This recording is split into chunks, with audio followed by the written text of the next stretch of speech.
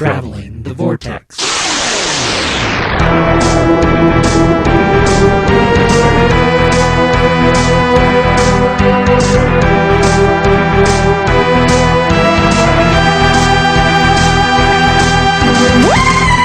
good evening, everyone. This is Shaun from Traveling the Vortex, joined, as always, by the lovely and beautiful and talented Mel. Hello. And we are coming to you pseudo-live from Galley 2013. And we've had a fun week so far. We came down a little early on, a very long day, Tuesday, a lot of travel. A lot of planes, trains, and automobiles kind of situations, but got down here, and then just because we know people are... I don't know how rabid our fans are, but I know we seem to have fans that are very interested, so I thought what we would do is we took a day on Wednesday, and we went to Universal Studios, Hollywood, and I thought we would take a little bit of time to kind of talk about that, and that way we won't bog down the podcast with, so what'd you do this week? And, you know, I have a really long story there, so I thought this will kind of be our little side trip onto Universal. And now, I've been to Orlando's version, but it was 20 years ago. You've never been, right, Mel? Nope, never been to Disneyland, any of that stuff. What'd you think? Universal, Shaun tried to describe it to me a little bit, and it's like theme-based as far as like on a movie, like Transformers or Mummy or Jurassic Park, and it was just hard to conceptualize what he was talking about without actually experiencing it. But because it's a little different than a standard amusement park. Yeah, it's not an amusement park. And I was like, how in the world are you going to be able to spend a whole day doing this? And we did. We spent the whole day there, and it was awesome. I was reading online, and I guess there's some people that kind of complain a little bit about Universal just from the standpoint that they really don't feel like there's much to do there from an attraction standpoint. And I think you and I would have to disagree. I mean, it may not be as big or as flashy of some of the exhibits as, you know, say, at Disney World or maybe even the Hollywood and Orlando with the different lands and everything, but there's certainly a lot to do. They've got a couple of the big signature attractions. Jurassic Park. The Mummy, the ride, and Transformers. They also have the Shrek and...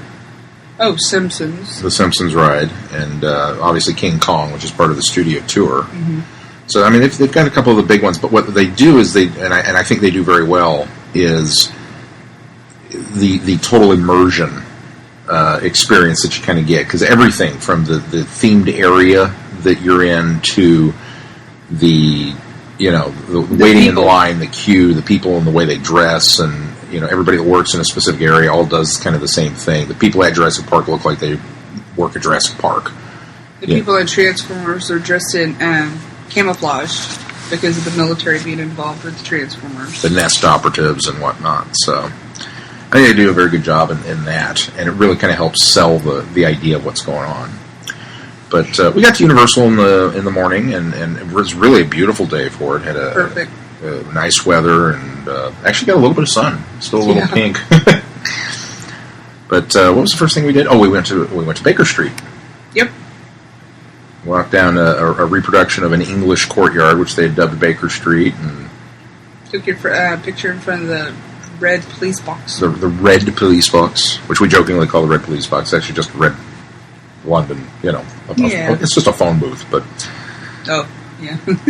We did that, and saw a couple of the sites there, and then went to the lower level of because it's kind of built on the side of a big hill. I mean, it's a mountain. And so went to the lower level, and we did Jurassic Park. What'd you think of that?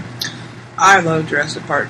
It's a water ride. I wasn't anticipating or expecting a water ride, but it was really good. I mean,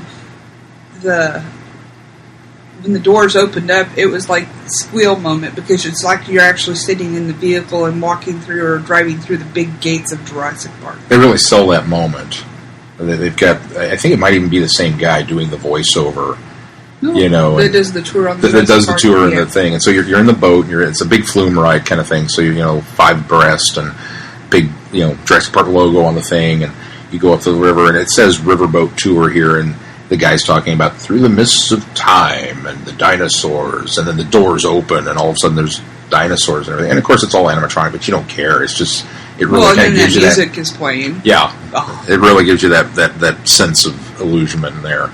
A lot of fog and beautiful waterfalls and very cool things. And of course, in typical Jurassic Park fashion, as Malcolm would say, "Oh yeah, at first it's ooh ah."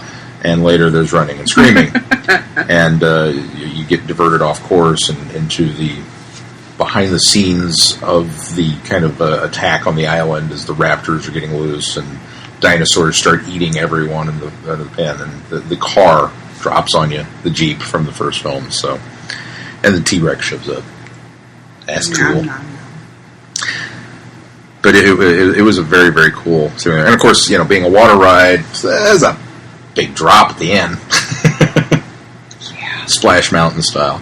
Oh, yeah. Next thing we read was The Mummy. Yeah. And Will, the Heckard, he would totally love this. We get on this ride, and it says excessive speeds and, all right, say, all right, this is a true roller coaster ride.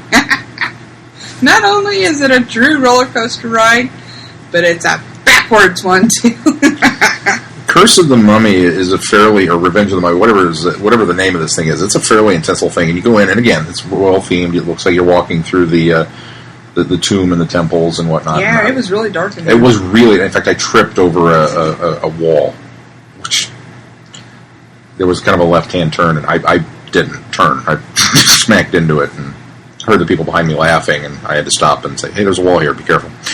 But very well themed and well put together. And then you get in this thing, and it's an actual roller coaster indoors through, the tunnel and tombs and holographic light shows. Oh, yeah. They got the holographic dude up on the wall as you pass underneath him, and it was really cool how they had that in the wall. And a couple of scare-inducing moments when, you come to a complete stop in front of this wall, and scarabs are coming out everywhere and begin dropping on you. It's drops of water. It's drops of water, but because you're in the dark and you see this projection of the scarabs crawling everywhere, it's just like, oh man, scarabs. And then you go backwards. And then it cuts through the entire thing backwards. Shaun was not happy. I don't deal well with backwards. There's something about that unsettles me. I love roller coasters. Mel and I both. We love coasters. And something about backwards doesn't sit well with me. I'll still ride them, but... Now, I will say this. Universal, for whatever the flaws that people may conceive of the park, Universal gets full, mad props for one of the coolest amusement park things ever. You know what I'm talking about? The locker. Oh, no lie. This is apparent. I thought you were talking about the one guy. It was cool, too. They have a system set up there where you walk up, and it's an electronic board, and you log in, and you log in with your fingerprint. And then it's a thumbprint scanner or a fingerprint scanner, and it scans your fingerprint, and then it assigns you a locker, and you put your stuff in the locker, and you go ride the rides, and then you come back and you reactivate the screen and activate the fingerprint, and it unlocks your locker because it's fingerprint coded to just you can be the only person to get into it, and it's free. Yep. So, how you go to the amusement park and you got your camera bag and you won the prize at the coin toss, the ring toss or whatever, and so you've got all this junk and you can't get on the roller coaster. Well, you just go lock it up, and it's genius, and it's free. At least the first, 90 minutes. 90 minutes, yeah. Were free, which the day that we went, I think the max line that we waited in was probably 20-25 minutes. And that was for The Simpsons, and that was at the end of the day when everybody was trying to get in a ride before the park closed. Everything else, we just kind of really walked up and got right on. Yep. So it was kind of great because we just left our stuff there and wrote everything, and then came back for it later. Because it was free, and it was fairly affordable too. Now compared to World's Fun and some of the other local amusement parks that we've been to, where it's like $6 to rent a locker, and it's kind of insane. That was genius. I loved it. I love the fact that it's high tech security. I love the fact that it's free, and I love the fact that you could just do it, ride what you wanted to ride, and then get off. And that they had several of those stations around, the area. So it was really well done. So full props to them for that. And they also had. Now I've never been to Disney World Land or anything, but I've seen the commercials where they have actors that are dressed as Cinderella and whatever, and come and interact with the crowd. And they had that also with the Transformer ride, and they also had it at the Mummy ride, where they had a lady and a gentleman dressed in costume as people of the Egyptian, and they were on stilts though.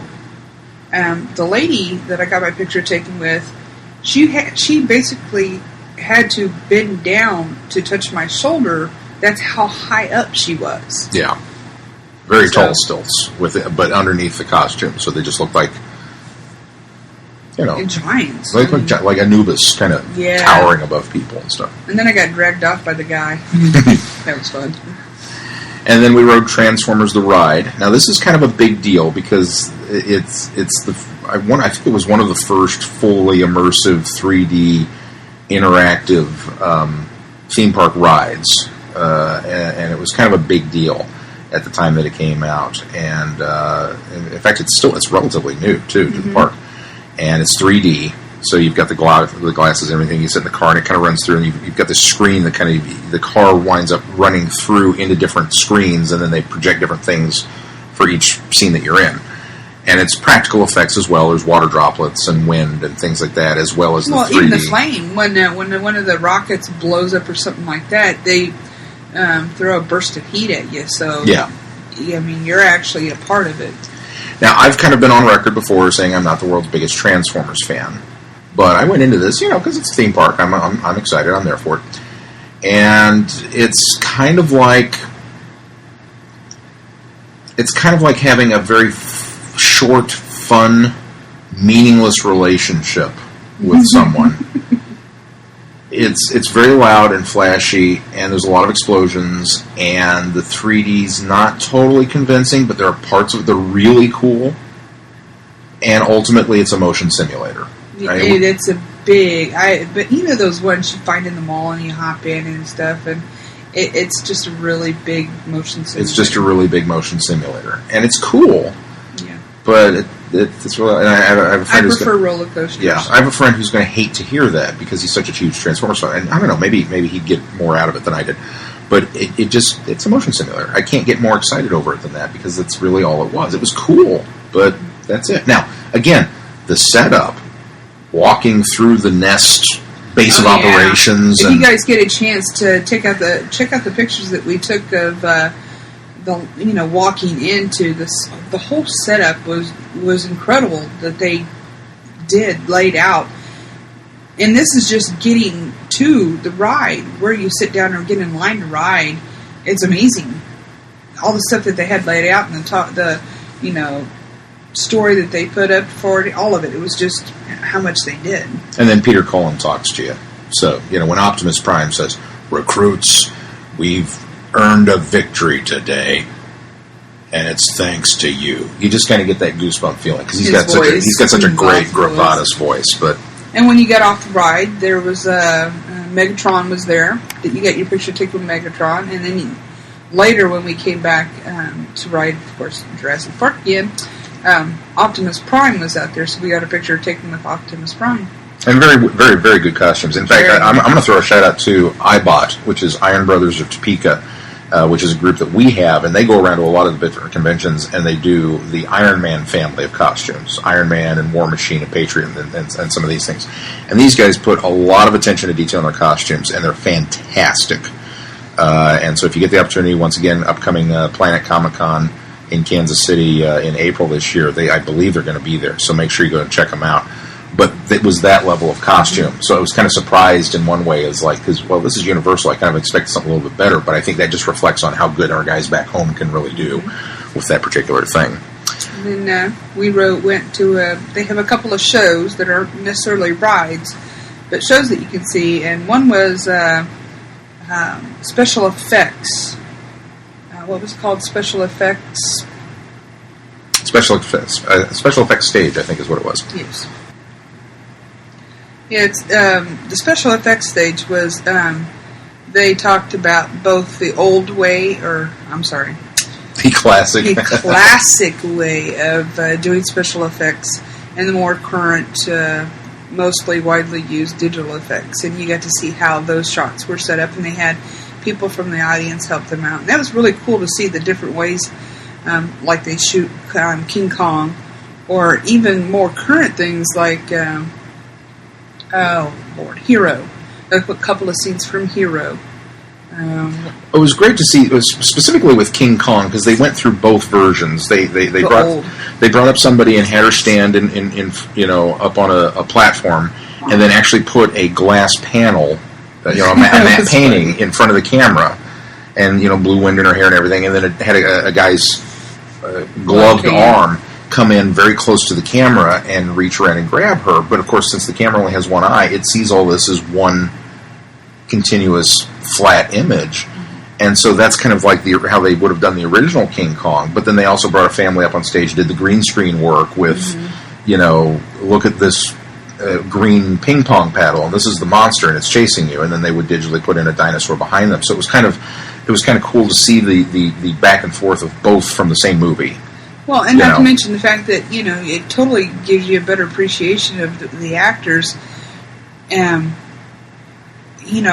The digital effects and stuff might be more powerful, more impressive and stuff like that, but that's also goes to show you that the actors, how incredible they are to be able to act on something that they're not seeing. They're reacting to something they can't see and don't know is there.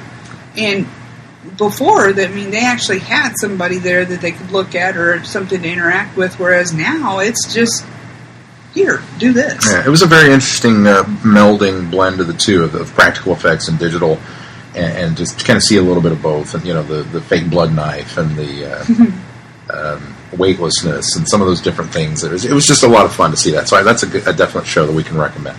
Next one would be Waterworld. Now, that's probably my favorite. Yes, Waterworld. I just has a special place in my heart. It's just one of those movies. It's just, I love it. I can keep going back and watching it. Kevin Costner is freaking awesome in that movie. And they did I wouldn't say a reenactment. It's a stunt show. Stunt show. Where they come out and they have a gigantic water tank, and it's meant to look like the inside of the atoll from the movie. Yeah. And, then this attack happens, and there's squib hits and smoke and fire and fireworks and flames and explosions and falls and punching people in the face and throwing them into the water and jet skis and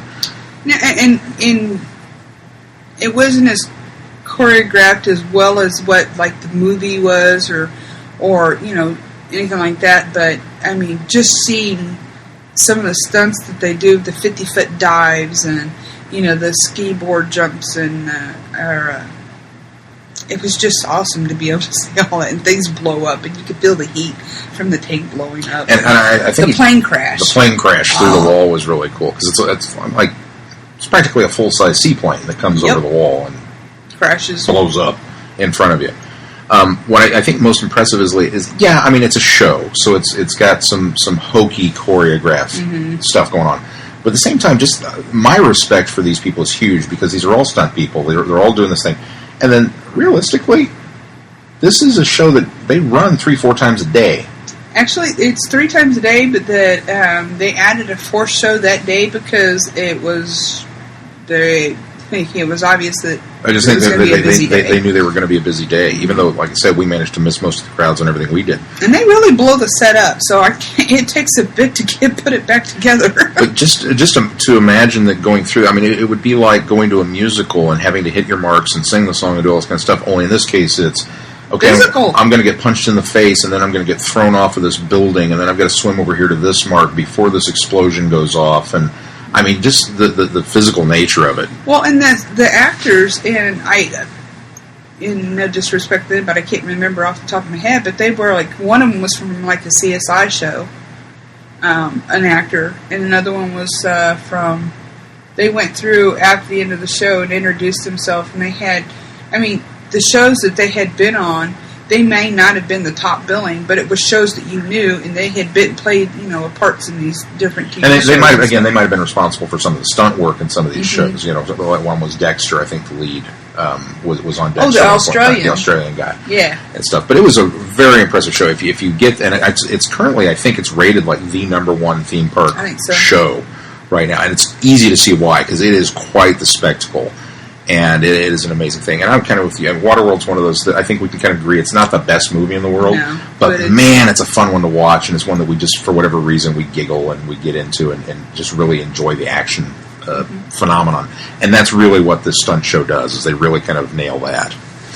They also had, like, and we didn't go into it, it's called the House of Horrors, which we're not big horror fans. We didn't go to that one.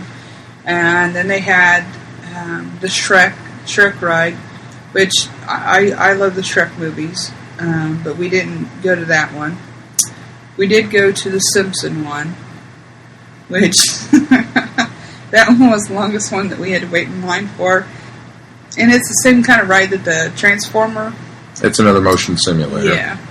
It was cool. It was very fun, and it's Simpsons, and it's animated, and there's a lot of in-jokes. Well, and there's a lot of playtime, too. I mean, a lot of, what do you call that? Interactive. No, not even interactive. You're sitting in line, and they've got 5 different TV screens. And there's a doctor, physician, there's a one screen that'll talk to you.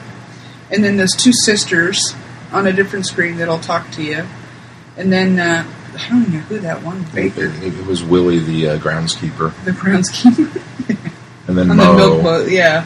And Apu from the Quickie Mart. And well, they all take different turns talking to you while you're waiting and saying different things. And so it's got you not just standing in line waiting, but you're constantly moving around watching the different ones because they all take turns talking to you. And it's again, it's all part of the theming. And the story to the ride is something about Sideshow Bob trying to show up at Krusty Land and ruining the new ride and the Simpsons' involvement in it. But it was a lot of fun. But again, at the end of everything, it was like, it's a motion simulator. It's a gigantic, like, 8-story IMAX screen that you're flying around in, but it's a motion simulator. But it was fun.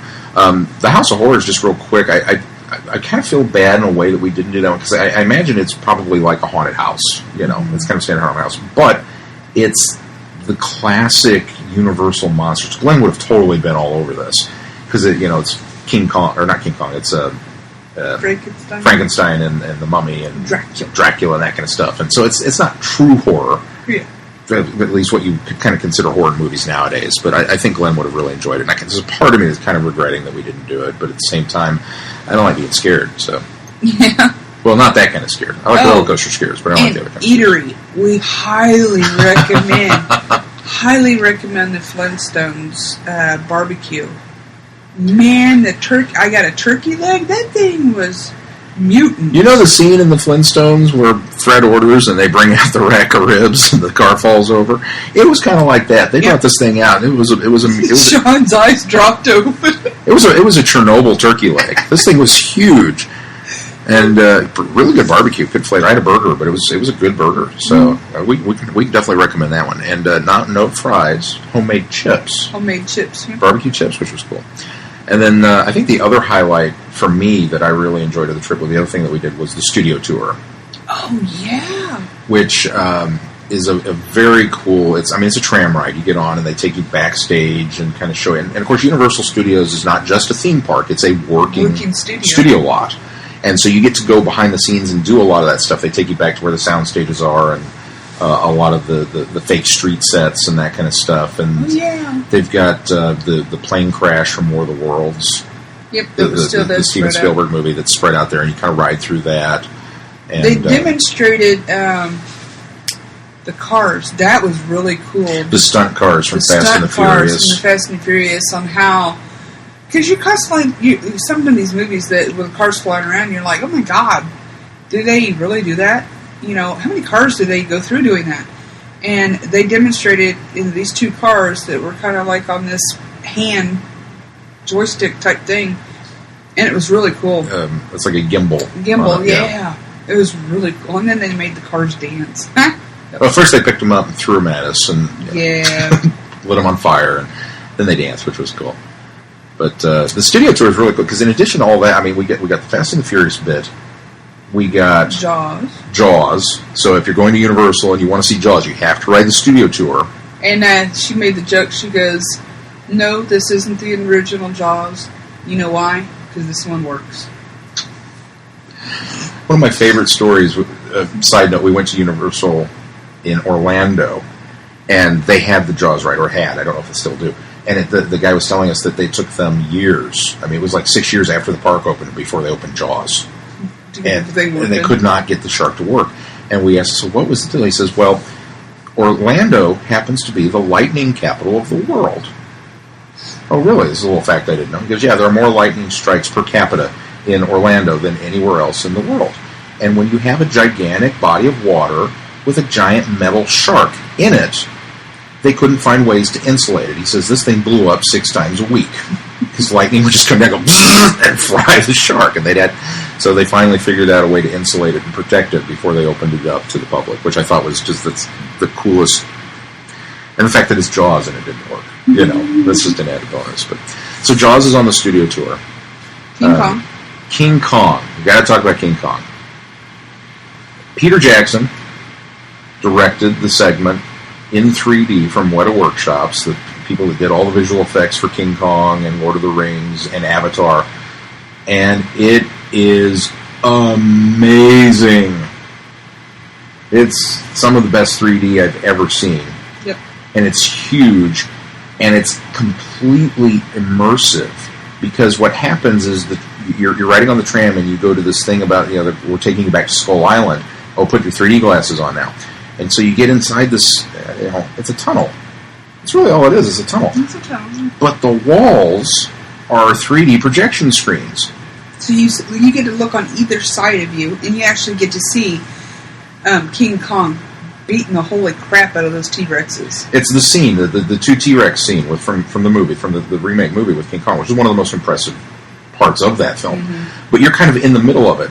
And so the T-Rexes come up, and Kong is fighting with one of them, and then he leaps over the tram car to the other screen. And you can tell that he uses the tram as a kickoff because the tram goes... and they've got the whole thing on hydraulics, and so it's shaking and rocking back and forth. And then, of course, the cliff face falls, and you wind up in the vines, and all that stuff. And it was amazing. It is very, very cool.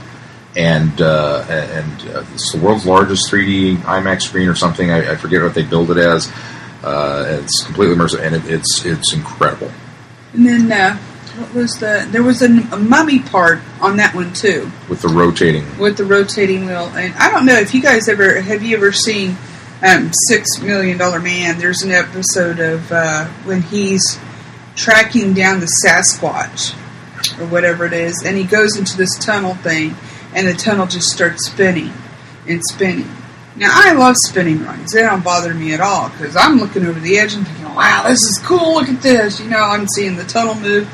At that point, I feel Shaun grab me, and I look over, and he, it's dark. You really can't see anything, but I'm pretty sure he's green at this point. I made the mistake, and all it is the tram pulls into another tunnel, but then the walls are completely round and hieroglyphic, and then begin to rotate. So it creates this phenomenal optical illusion that the tram is going. Spinning. It's like the tunnel is rotating clockwise, and then the tunnel is rotating clockwise, and then all of a sudden it's just totally illusion. I'm actually getting dizzy visualizing it in my head now. I've got to. I swear to God, because I didn't recognize it or feel it until he grabbed me. I looked up, and it looks like the tram is rotating counterclockwise, and it's like, wow, that feels weird. And they may have had the tram on a little bit of a sway, a gimbal or something at that point too, one of the rockers. But I'd made the mistake if I was looking forward, so I'm looking down the entire length of the tram, getting this full-blown rotating effect. And finally, well, look away, dummy. So I tore my eyes away from that, and man, as soon as I tracked left or right, it was like, oh, and I was like, okay. I had to grab Mel as I closed my eyes to ride this out and let my brain reset its equilibrium. Everybody was a little happy to get out of that tunnel. But that was, again, it was pretty cool. And then they also have Earthquake. Earthquake, yep. Which is part of it. You go into the subway tunnel and there's an earthquake and things fall down. I had seen Earthquake from video of when you were on vacation with your family. That's why it looked familiar, because I had seen your video of you guys doing it. And they did flash floods and all. So I mean, so you're getting, it's a full hour. Oh, and don't forget to mention the fact that when we were doing the tour, she said at one point, there's 2 times during the tour that I'm going to go 50% mic, and then I'm going to go totally dead, because they're actually shooting on some of the sets, so we can't make any noise. So we got 2 times during the set, we actually had to, be quiet and just stroll through, because they were actually on set. And guess where they happened to be shooting when we were strolling through? We looked up, and there is the storefront or whatever, the building front of Bates Motel. And the Psycho House in the background. The Psycho House in the background, and yeah. I'm 90% certain that that's where they're shooting that new, I believe it's on Showtime. It's a new TV series called Bates Motel. And so that was where we had to be quiet. So I think we got to see some of the shooting of that, which was kind of... Well, they were all outside, too. I think they were on a break. I don't think they were actually shooting. But yeah, nobody was talking or anything. They were on a break, but one of the guys was standing there. He was standing there waving his hand back and forth. So, but yeah, the studio tour, I mean, it's a full hour to do the studio tour, but it's well worth it from the standpoint that, I mean, realistically, because you get Earthquake, you get Mummy, you get Jaws, you get King Kong. And, and they show you how they do the big old lake thing where they part the water, and I mean, it's a lot of cool information. There's a lot to it. You got to mention the cars. Picture cars. Okay, so they have picture cars, which are cars that were actually used in pictures. And so it's kind of just a graveyard of vehicles.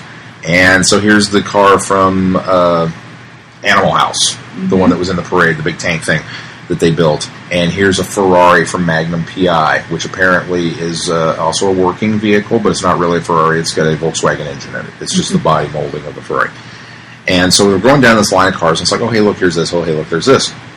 And this was my moment that, despite my love of one, I felt the shift happen, because she didn't rattle it off in the list, but there was this thing, this yellow hunk of fiberglass and plastic and metal and stuff.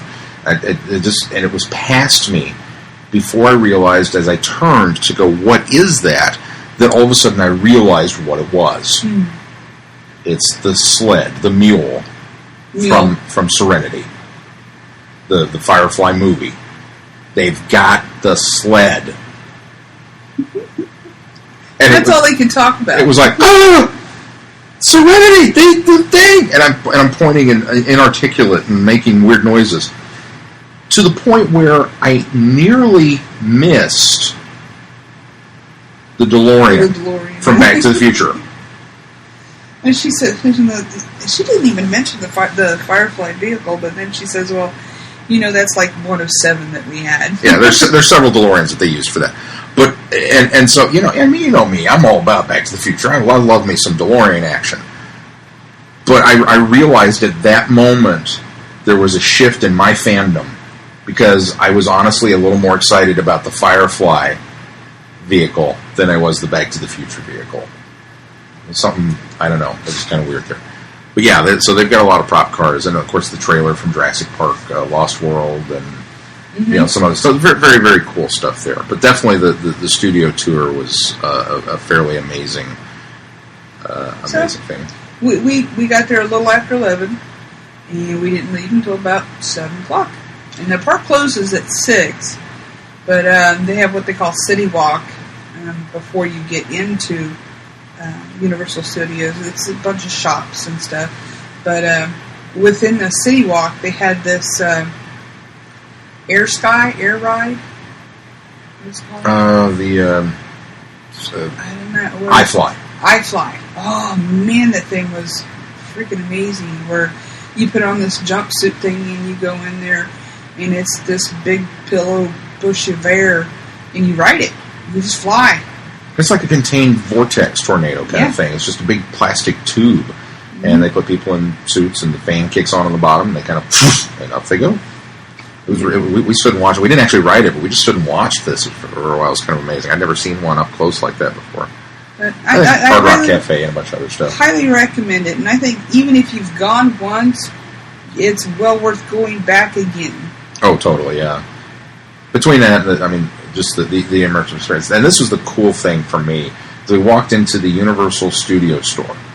I mean, they've got a lot of gift shops there, but this is the Universal Studio store, right? The big one. And so, right up front, I see, hey, we've got Jaws t-shirts. Over here, we've got Back to the Future t-shirts. And what's on the table next to them? Doctor Who! Doctor Who. They had Doctor Who t-shirts with the TARDIS, you know the one, the TARDIS outline shirt, at Universal Studios. And this is not like at the City Walk Park. This is inside the park. And it wasn't at one of the specialty shops. It was at the Universal Studios store. They had Doctor Who stuff. And we found all the time we've been down here. We found stuff at Hot Topic. We found stuff at the... I can't remember that one store. That one store that... we just... Everywhere we went. Now, granted, it was all the same stuff, but it didn't matter. It's just Doctor Who stuff is out there. So it was really kind of cool. And, of course, we kind of had to temper ourselves because we were like, oh, look, they got Doctor Who stuff. And we're looking at it, we're picking it up, touching it, and ready to buy. And then all of a sudden it's like, we're going to be doing this all weekend. Dark Horse, that's who had it. The Dark Horse comic store had it, which that one I can see because that's a big comic book store. But just unreal presence of Doctor Who stuff out there. So it's a good time to be a fan.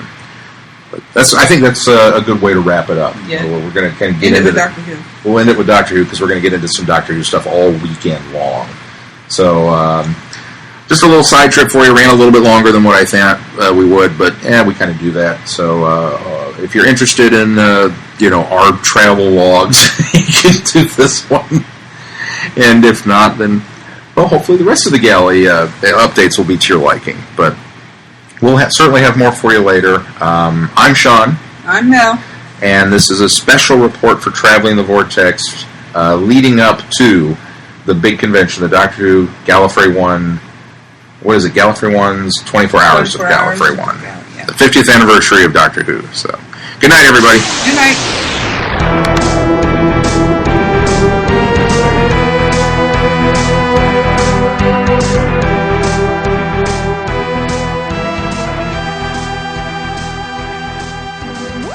You have been listening to Traveling the Vortex. Doctor Who and all of its associated programs are owned and trademarked by the BBC. No infringement is intended or implied.